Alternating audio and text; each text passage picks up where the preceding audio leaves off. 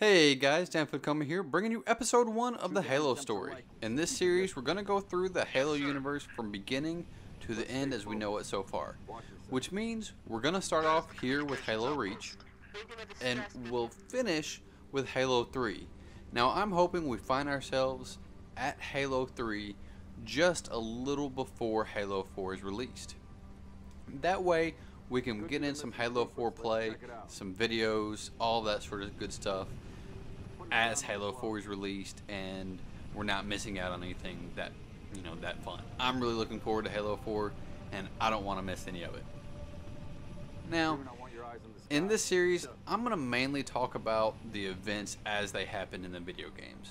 I haven't read all of the books, so I'm going to pass over the information as it has been told in the books. Because I don't want to miss something that was in one book and not in another book.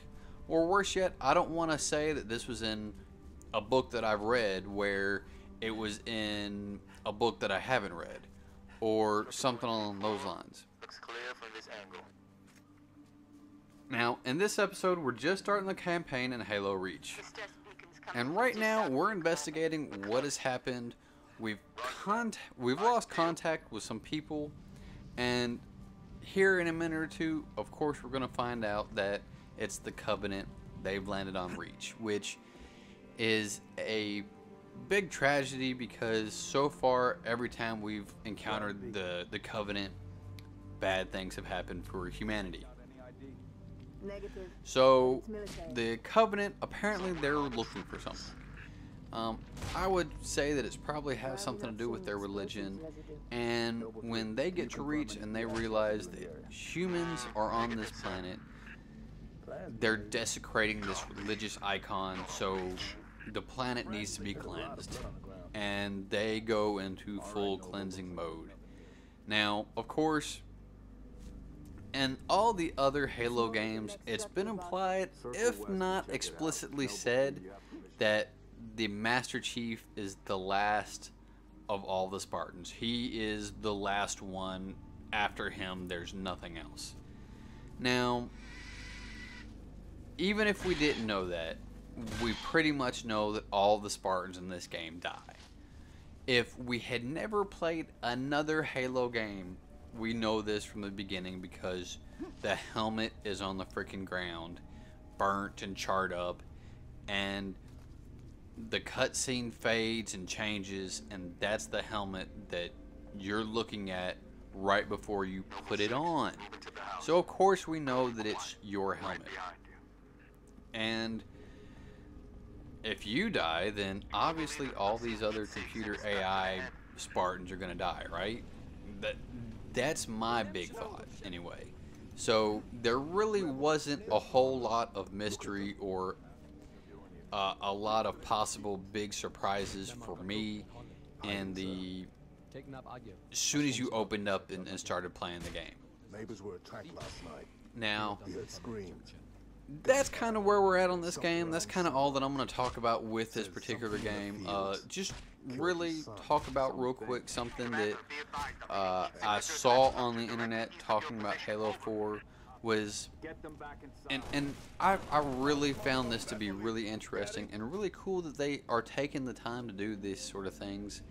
Now, I'm sure that they probably did something similar with Halo Reach or maybe some of the other Halo games. I don't know if they did or not for sure, but I know that they're doing this with Halo 4. Now, they went out and they recorded source material for the weapons. And a lot of the stuff that they did was they were firing real weapons. So you have, maybe not the entire sound is a real weapon sound, but some of the weapon bass sound is from a real live weapon. So, you're firing the sniper rifle on Halo 4, and while it may not be exactly the sound of a U.S. Marine sniper rifle, but when they started with it, it was a U.S. Marine sniper rifle. And now that, they've gotten to a point or whatever, they made some tweaks and done some different things and made it sound exactly the way that they wanted it to. But I just find it's so cool that they started with, you know, real weaponry. They could have very well made it all fake and digitized and not gone through that extra step. I'm sure that took extra time and effort and energy to do, and that's what, you know, that's really cool to me. Take the time, take the energy and effort and do something like that to make the game that much better. And I hope that it's one of those little details in the game that makes the game that much better. I hope it's something that, and I can't see how it would, but I hope it's not something that takes away from the experience of the game. Whether the whole game is good or not, we don't know. We can't tell, but it's one of those little neat things about the game that should be decent, that it should add on to the experience in the game. Now, I think I'm going to die here momentarily, and that's where I'm going to end this first video. Now, if you haven't seen some of my other videos and you're wondering why I would post a video where I die, I'm a casual gamer, and if I die, I die. It's not that big of a deal to me.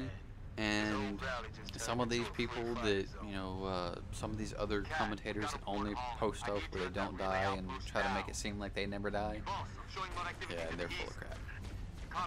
There was a time and a place where they died in their video game and they just didn't record it, or they didn't put it on there because, you know, they want to seem like they're that always, you know, that awesome guy. And I died by a grunt. Well, anyway, hope y'all have a great day, and I'll talk at you later.